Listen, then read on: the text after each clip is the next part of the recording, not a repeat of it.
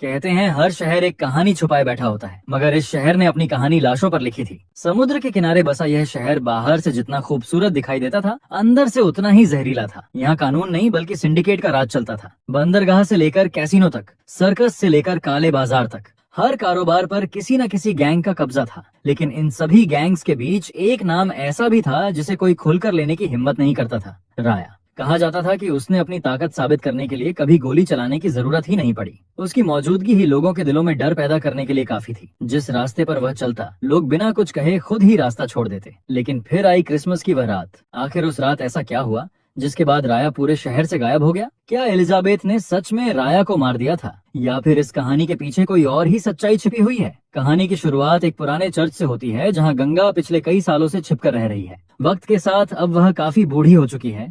उसकी एक बेटी है नीला, जो कॉलेज में पढ़ाई करती है। एक दिन जब नीला कॉलेज से वापस घर लौट रही होती है, तभी अचानक 4 गाड़ियों में कुछ लोग वहां पहुंचते हैं। इससे पहले कि वह कुछ समझ पाती, वे उसे जबरदस्ती गाड़ी में बैठाकर अपने साथ ले जाते हैं। तभी सर्वाडोर गंगा के पास आता है। गंगा, कुछ लोग नीला का अपहरण करके उसे अपने साथ ले गए हैं। गंगा अभी अपनी बेटी के अपहरण के सदमे से उबर भी नहीं पाती कि तभी उसकी नजर चर्च के मुख्य गेट पर खड़े एक शख्स पर पड़ती है। वो था करमाड़ी। करमाड़ी तेजी से गंगा के पास आता है और गंभीर आवाज में कहता है, हमारे पास बिल्कुल भी वक्त नहीं है। चर्च पर किसी भी पल हमला हो सकता है। तुम्हें राया को तुरंत किसी सुरक्षित जगह पर ले जाना होगा। वह घबराई हुई आवाज में कहती है, राया बाद में, पहले मेरी बेटी को बचाना होगा। कॉलेज से कुछ लोग उसे उठाकर ले गए हैं। यही फिल्म एक ऐसा राज खोलती है जो हर किसी को चौंका देता है। असल में राया पिछले 12 सालों से कोमा में है और चर्च के अंदर बने एक गुप्त कमरे में उसका इलाज चल रहा है। उसकी देखभाल की पूरी जिम्मेदारी सर्वाडोर ने संभाल रखी है। खतरे को भांपते ही सर्वाडोर बिना एक पल गवाए राया को स्ट्रेचर पर लेकर चर्च से बाहर निकल जाता है और उसे एक दूसरी सुरक्षित जगह पर शिफ्ट करने के लिए रवाना हो जाता है। इधर गंगा और करमाड़ी गंगा की बेटी को ढूंढने के लिए चर्च से जाने लगते हैं। तभी चर्च पर अचानक हमला हो जाता है। पूरा चर्च गोलियों की ताबड़तोड़ आवाज से गूंज उठता है। करमाड़ी पर गोलियों की ऐसी बौछार होती है कि उसे संभलने तक का मौका नहीं मिलता। कुछ ही पलों में उसका शरीर गोलियों से छलनी हो जाता है और वह वहीं जमीन पर गिरकर दम तोड़ देता है। करमाड़ी की मौत के बाद वहाँ 2 लोग पहुँचते हैं, जॉन और चार्ल्स। दोनों गंगा की तरफ देखकर कहते हैं, अच्छा तो तू इतने सालों से यहाँ छिपकर बैठी है। इसके बाद वे सीधे मुद्दे पर आते हैं और उससे रेड बैग के बारे में पूछते हैं। लेकिन गंगा साफ कह देती है, रेड बैग मेरे पास नहीं है। जॉन और चार्ल्स उसकी बात पर यकीन नहीं करते। वे उसे जबरदस्ती अपने साथ ले जाते हैं और एलिजाबेथ के सामने पेश करते हैं। एलिजाबेथ भी उससे वही सवाल पूछती है, सच सच बता, रेड बैग कहाँ है? जब गंगा जवाब देने से इनकार करती है तो उसे बुरी तरह टॉर्चर किया जाता है, लेकिन इसके बावजूद उसका जवाब नहीं बदलता। आखिरकार वह कहती है, रेड बैग मेरे पास नहीं है, लेकिन अगर तुम्हें वह बैग चाहिए तो पहले मेरी बेटी को मेरे सामने लाना होगा। कुछ लोग उसका अपहरण करके ले गए हैं। एलिजाबेथ तुरंत अपने आदमियों को उस गैंग के पीछे लगा देती है जिसने गंगा की बेटी को अगवा किया था। ज्यादा समय नहीं बीतता और वह पूरा गैंग गंगा की बेटी के साथ उसके सामने खड़ा होता है। अपनी बेटी को सुरक्षित देखकर गंगा आखिरकार एक बड़ा राज खोलती है। वह कहती है, रेड बैग राया के पास है। जैसे ही राया का नाम जॉन और चार्ल्स के कानों में पड़ता है, दोनों के चेहरे का रंग उड़ जाता है। उनकी आंखों में साफ डर दिखाई देने लगता है, मानो उन्होंने किसी ऐसे इंसान का नाम सुन लिया हो जिससे पूरी अंडरवर्ल्ड की दुनिया कांपती थी। यह देखकर एलिजाबेथ हैरानी से पूछती है, राया, आखिर ये राया कौन है? और इसी सवाल के साथ कहानी सीधे 12 साल पीछे फ्लैशबैक में चली जाती है। एक 7 स्टार होटल में रेबेका और करमाड़ी एक गुप्त डील कर रहे थे। रेबेका करमाड़ी को ब्लैक बॉक्स देती है और बदले में रेड बैग लेती है। लेकिन डील पूरी होने से पहले ही टोनी अपने हथियारबंद आदमियों के साथ होटल पर हमला कर देता है। करमाड़ी अकेला ही टोनी के लोगों को रोकने लगता है। जैसे ही टोनी के गुंडे रेबेका पर गोली चलाने वाले होते हैं, तभी अचानक कुछ ऐसा होता है कि हर कोई हैरान रह जाता है। पलक झपकते ही उन गुंडों के हाथों और पैरों में लोहे की जंजीरें लिपट जाती हैं और अगले ही पल वे हवा में लटक जाते हैं। उन जंजीरों का दूसरा सिरा एक शख्स के हाथ में होता है, राया। यहीं से होती है राया की दमदार एंट्री। मेन गेट पर खड़े सभी लोग उसकी तरफ देखने लगते हैं। कुछ पल के लिए पूरा माहौल खामोश हो जाता है। इसके बाद राया बिना एक शब्द बोले टॉनी के गुंडों पर टूट पड़ता है। देखते ही देखते वहाँ जबरदस्त लड़ाई शुरू हो जाती है। राया एक एक करके गुंडों को बेरहमी से ढेर कर देता है। आधे से ज्यादा गुंडे वहीं मारे जाते हैं, जबकि बाकी डर के मारे अपनी जान बचाकर भाग निकलते हैं। कुछ ही देर में राया सीधे टॉनी के सामने पहुंच जाता है, लेकिन उसे मारने से पहले राया सिर्फ एक सवाल पूछता है, वीरा कहाँ मिलेगा? डर से कांपता हुआ टॉनी जवाब देता है, आज शाम पैराडाइज सर्कस में, वहीं आएगा वीरा। इसी बीच रेबेका आगे बढ़ती है और बिना कोई मौका दिए टॉनी को हमेशा के लिए खत्म कर देती है। अब राया और रेबेका दोनों शहर के पुराने सर्कस पहुंचते हैं। दोनों अलग अलग बैठकर अपने टारगेट वीरा का इंतजार कर रहे होते हैं। वीरा गोवा के पूरे सिंडिकेट का सबसे बड़ा खिलाड़ी था। बार, कैसीनो, सर्कस और काले बाजार से लेकर बड़े बड़े गैंगस्टर और नेता तक सब उसके इशारों पर चलते थे। हजारों लोग उसके लिए काम करते थे और अंडरवर्ल्ड में उसकी हुकूमत को कोई चुनौती देने की हिम्मत नहीं करता था। इसी दौरान पहली बार राया की नजर सर्कस में परफॉर्म कर रही नादिया पर पड़ती है, लेकिन वह उस पर ज्यादा ध्यान नहीं देता। कुछ ही देर में वीरा अपने बॉडीगार्ड्स के साथ सर्कस में दाखिल होता है। जैसे ही उसकी नजर रेबेका पर पड़ती है, उसे समझ आ जाता है कि जाल बिछ चुका है। वह तुरंत भागने की कोशिश करता है और यही से शुरू होती है राया और वीरा के बीच पहली खूनी भिड़ंत। वीरा सर्कस से निकलते ही अपनी गाड़ी में बैठकर भागने लगता है, लेकिन बाहर राया पहले से उसका रास्ता रोक चुका था। दोनों तरफ से गोलियां चलने लगती हैं और पूरे इलाके में अफरा तफरी मच जाती है। वीरा किसी तरह अपनी जान बचाकर निकल जाता है, लेकिन उसके आधे से ज्यादा आदमी मारे जाते हैं। इसी एक हमले के बाद पूरे अंडरवर्ल्ड में पहली बार राया का नाम खुलेआम लिया जाने लगता है। उधर राया रेड बैग लेकर अपने पुराने ठिकाने पर पहुंचता है। वहां पहले से गंगा उसका इंतजार कर रही होती है। बैग खोलने की बजाय गंगा उसे छिपा देती है, क्योंकि उसे शक था कि इस बैग के पीछे सिर्फ टोनी नहीं बल्कि पूरा सिंडिकेट पड़ा हुआ है। उसी रात शहर के सबसे बड़े सिंडिकेट के मुखिया एंटोनी को वीरा की हार की खबर मिलती है। वह समझ जाता है कि अगर राया अभी नहीं रुका तो उसका पूरा साम्राज्य खतरे में पड़ जाएगा। एंथोनी तुरंत जॉन और चार्ली को राया को जिंदा पकड़ने का आदेश देती है। दूसरी तरफ वह पुराने डॉन सीजर से भी हाथ मिला लेता है। अब राया के पीछे एक नहीं बल्कि 4 दुश्मन थे। इधर रेबेका पहली बार राया से पूछती है कि आखिर रेड बैग में ऐसा क्या है जिसके लिए पूरा शहर मरने मारने पर उतारू है। लेकिन राया सिर्फ इतना कहता है, जितने कम लोग इसके बारे में जानेंगे उतने ज्यादा दिन जिंदा रहेंगे। उधर सर्कस में नादिया को महसूस होने लगता है कि कोई नकाबपोश उसका पीछा कर रहा है। वह कभी सर्कस में तो कभी उसके घर के बाहर दिखाई देता है। घबराकर नादिया अपने पिता मंसूर को यह बात बताती है। एक दिन मंसूर उस शख्स को पकड़ लेते हैं। तब पता चलता है कि वह नादिया का बचपन का दोस्त है। नादिया पूछती है, मेरा पीछा क्यों कर रहे थे? तो वह जवाब देता है, मुझे यकीन नहीं था कि तुम वही नादिया हो। इसके बाद नादिया उसे अपने घर ले जाती है। उसे अंदाजा नहीं था कि वह भी धीरे धीरे उसी खूनी खेल का हिस्सा बनने वाली है। और इसी के साथ शहर में शुरू होती है राया और एंथोनी के सिंडिकेट के बीच पहली खुली गैंग वॉर। उस रात गोवा के सबसे ताकतवर मंत्री की एंथोनी के साथ करोड़ों की डील होने वाली थी। पूरा सिंडिकेट वहां मौजूद था, क्योंकि उस मंत्री की सुरक्षा में दर्जनों हथियारबंद गार्ड तैनात थे। तभी राया अकेला वहां पहुंच जाता है। सब उसे देखकर हंसते हैं, लेकिन अगले ही पल राया एक एक करके सामने खड़े गुंडों को बेरहमी से गिराना शुरू कर देता है। कुछ ही मिनटों में पूरा हॉल लाशों से भर जाता है और कोई भी उसे रोक नहीं पाता। फिर राया सीधे मंत्री के सामने जाकर कहता है, आज से इस शहर में कानून नहीं,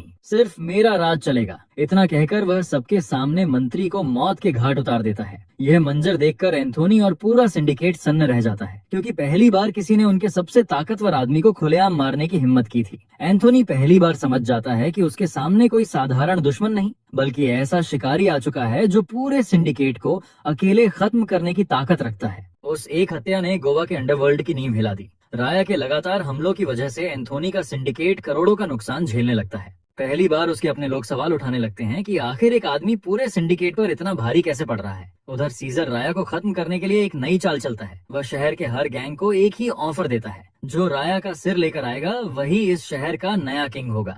अब राया सिर्फ एक गैंग से नहीं बल्कि पूरे अंडरवर्ल्ड से लड़ रहा था। इसी दौरान रेबेका चोरी छिपे किसी अनजान शख्स से मिलती है। वह उसे सिर्फ एक लाइन कहती है, राया को अभी कुछ पता नहीं चलना चाहिए। दूसरी तरफ नादिया पर भी हमला होता है। राया सही समय पर पहुंचकर उसकी जान बचा लेता है। यहीं से नादिया को एहसास होने लगता है कि राया बाहर से कितना भी कठोर क्यों न हो, अंदर से वह बिल्कुल अलग इंसान है। लेकिन राया किसी रिश्ते में पड़ना नहीं चाहता। उसका पूरा ध्यान गोवा से लेकर दक्षिण पूर्व एशिया के ड्रग नेटवर्क माफिया को खत्म करने पर था। इसी बीच करमाड़ी, जो घायल था, अचानक वापस लौट आता है। वह गंगा को बताता है कि होटल वाला हमला सिर्फ शुरुआत थी, असली खेल अभी बाकी है। सीजर के पिता की मौत हो चुकी होती है, इसलिए उनके अंतिम संस्कार के लिए पूरे सिंडिकेट के बड़े बड़े चेहरे चर्च के कब्रिस्तान में इकट्ठा होने वाले होते हैं। वीरा, एंथोनी, जॉन, चार्ल्स और कई खतरनाक गैंगस्टर भी वहीं आने वाले होते हैं। गंगा को समझ आ जाता है कि राया अपने सबसे बड़े दुश्मनों पर हमला करने का यह मौका कभी नहीं छोड़ेगा, लेकिन इतने बड़े सिंडिकेट के सामने उसे अकेले भेजना आत्महत्या के बराबर था। यही सोचकर गंगा तुरंत गोवा के लिए निकल पड़ती है। गोवा पहुंचते ही उस पर घात लगाकर हमला किया जाता है, लेकिन गंगा किसी आम औरत की तरह नहीं बल्कि एक खतरनाक फाइटर की तरह जवाब देती है।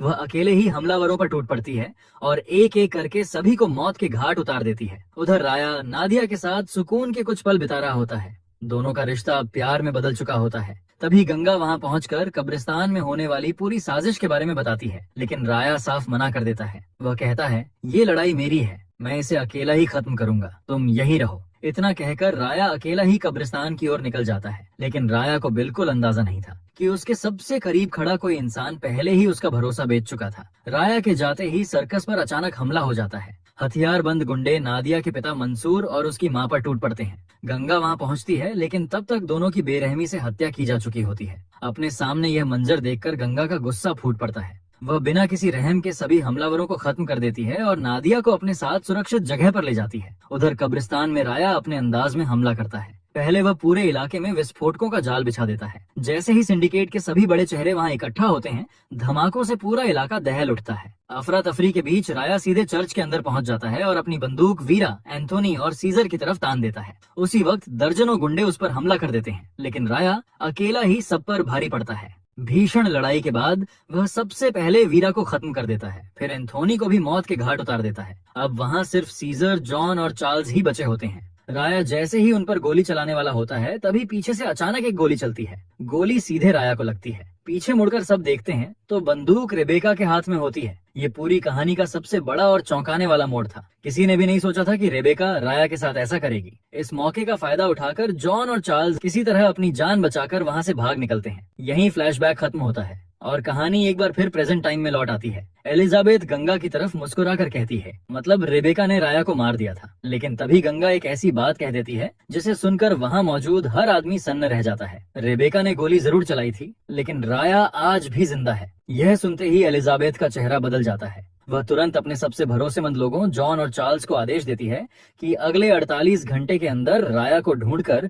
उसके सामने पेश किया जाए, जिंदा या मुर्दा। लेकिन दोनों एक दूसरे की तरफ देखने लगते हैं। वे डर के मारे साफ मना कर देते हैं। एलिजाबेथ को कायर लोग बिल्कुल पसंद नहीं थे। वह बिना एक सेकंड गंवाए दोनों को वहीं गोली मार देती है। पूरा हॉल खामोश हो जाता है। तभी कमरे का दरवाजा खुलता है। अंदर एक शख्स दाखिल होता है। उसे देखते ही वहां मौजूद सभी लोग सम्मान में खड़े हो जाते हैं। वो था सीजर, एलिजाबेथ का पिता। सीजर हल्की सी मुस्कान के साथ कहता है, मेरे पास एक ऐसा आदमी है जो हमें सीधे राया तक ले जाएगा। इतना कहकर वह अपने आदमियों को इशारा करता है। अगले ही पल एक शख्स को अंदर लाया जाता है। वो था टिकट। सीजर उसकी तरफ इशारा करते हुए कहता है, यही है टिकट और यही हमें राया तक पहुंचाएगा। जिसका चेहरा देखकर कुछ देर के लिए हर कोई रुक जाता है, क्योंकि वह बिल्कुल राया जैसा दिखता था, लेकिन उसका नाम था टिकट। असल में टिकट राया का बेटा होता है, लेकिन उसे हमेशा यही लगता है कि राया ने उसकी माँ को धोखा दिया था। राया के छोड़कर जाने के बाद उसकी माँ, जो एक रशियन महिला थी, गोवा में ही रह गई। अकेलेपन और दर्द ने उसे धीरे धीरे नशे की लत में धकेल दिया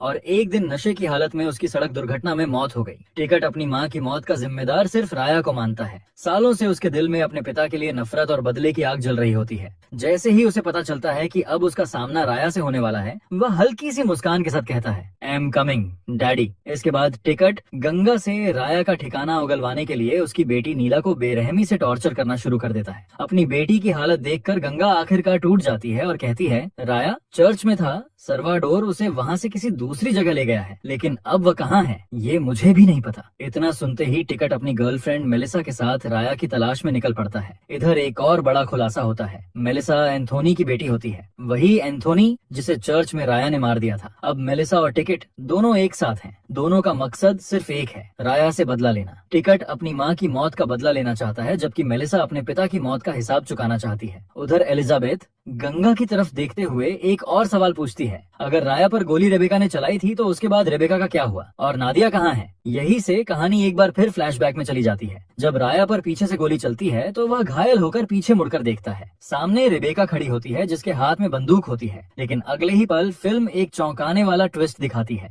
रेबेका के ठीक पीछे नादिया खड़ी होती है। असल में गोली रेबेका ने नहीं बल्कि नादिया ने चलाई होती है। रेबेका तो राया को बचाने आई थी। इससे पहले कि रेबेका कुछ समझ पाती, नादिया उस पर भी गोली चला देती है। दोनों गोलियां लगने के बाद राया और रेबेका जमीन पर गिरते हैं। इसके बाद नादिया राया के पास आती है और उसके सीने में एक और गोली मार देती है। दरअसल नादिया को यकीन दिला दिया गया था कि उसके माता पिता की हत्या के पीछे राया का ही हाथ था। असलियत यह थी कि नादिया के बचपन के दोस्त ने एक ऐसी चाल चली थी जिसमें राया ही उसके सामने सबसे बड़ा गुनहगार दिखाई देने लगा। अपना बदला पूरा करने के बाद नादिया वहाँ से चली जाती है। जब सर्वाडोर किसी तरह वहाँ पहुँचता है तब वह राया को जिंदा देखकर तुरंत उसे अपने साथ ले जाता है और उसकी जान बचाने की कोशिश करता है। हालांकि गोलियां लगने की वजह से राया कोमा में चला जाता है। उधर नादिया अपने बचपन के दोस्त से शादी कर लेती है और हमेशा के लिए इंडिया छोड़कर विदेश चली जाती है। गोलियों से छलनी हो चुके राया को करमाड़ी, जो एक पुलिस अधिकारी होता है, सर्वाडोर की मदद से दुश्मनों की नजरों से दूर एक गुप्त ठिकाने पर पहुंचा देता है। वहीं से राया के इलाज का एक ऐसा सिलसिला शुरू होता है जिसके बारे में पूरी दुनिया अनजान रहती है। उधर गंगा अपनी छोटी बेटी नीला की परवरिश अकेले कर रही होती है। नीला के असली पिता, जो करमाड़ी के बेहद करीबी दोस्त थे, एक गैंग वार में मारे जा चुके होते हैं। गंगा और नीला की सुरक्षा को लेकर चिंतित करमाड़ी एक दिन गंगा से कहता है, तुम अकेली हो, दुश्मन कभी भी हमला कर सकते हैं। अगर तुम चाहो तो मैं तुमसे शादी करना चाहता हूँ। मैं तुम्हें और नीला को हमेशा सुरक्षित रखूंगा। फिर गंगा कहती है,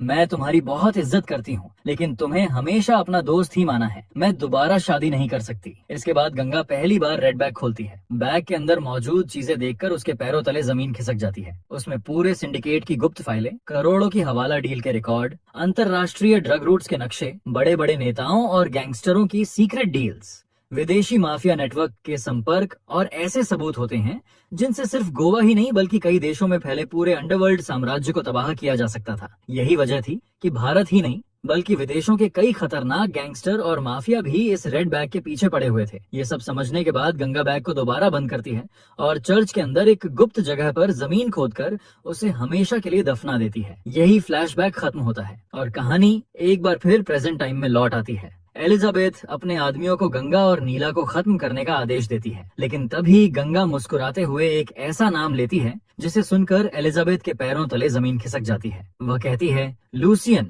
और डोमिनिक वेल को जानती हो? उन्हें भी राया ने ही मारा था। ये सुनते ही एलिजाबेथ के चेहरे का रंग उड़ जाता है। उसकी आंखों में पहली बार डर साफ दिखाई देता है। एलिजाबेथ कांपती हुई आवाज में पूछती है, मतलब राया ही काइजर है? गंगा बिना कुछ बोले हल्की सी मुस्कुरा देती है। अब एलिजाबेथ समझ चुकी होती है कि जिस इंसान को वह सालों से खोज रही थी वही दुनिया के सबसे बड़े इंटरनेशनल माफिया नेटवर्क का असली सरगना काइजर है। यहाँ तक कि डेमियन क्रो, पूरी दुनिया जिसे मौत का सौदागर कहती है, वह भी काइजर यानी राया के इशारों पर काम करता है। डर के मारे एलिजाबेथ तुरंत अपने आदमियों को रोक देती है। उधर टिकट और मेलिसा उस गुप्त ठिकाने पर पहुंचते हैं जहां कभी राया का इलाज चल रहा था, लेकिन वहां उन्हें कुछ भी नहीं मिलता। गुस्से में दोनों आसपास के घरों में तबाही मचा देते हैं। कई लोगों को मारने के बाद उन्हें एक सुराग मिलता है कि राया को आदिवासियों के जंगल की तरफ ले जाया गया है। दोनों बिना देर किए जंगल की ओर निकल पड़ते हैं। जंगल में कदम रखते ही राया के वफादार लोग टिकट पर हमला कर देते हैं, लेकिन टिकट किसी मौत के तूफान की तरह टूट पड़ता है। वह एक एक करके सबको बेरहमी से खत्म करता हुआ आगे बढ़ता जाता है। आखिरकार वह उस गुप्त ठिकाने तक पहुंच जाता है जहां राया